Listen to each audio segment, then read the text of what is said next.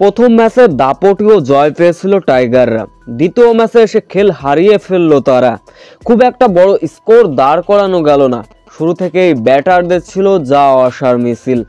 শেষ পর্যন্ত শামীম হোসেন পাটোয়ারির ৩৫ রানে ভর করে দানবীয় ব্যাটিং লাইন আপ ওয়েস্ট ইন্ডিজকে ১২৯ রানের লক্ষ্য ছুড়ে দেয়।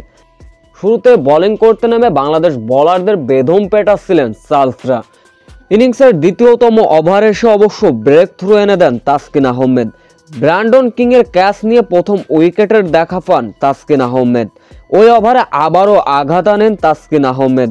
অ্যান্ড্রু ফ্লেচারের বা সাইডের ইনসাইড বল লাফ মেরে দুর্দান্তভাবে ক্যাচ তালুবন্দী করলেন লিটন কুমার দাস।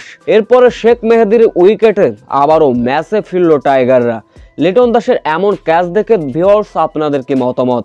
এ বিষয়ে অবশ্য আপনাদের মূল্যবান কমেন্ট করে যাবেন।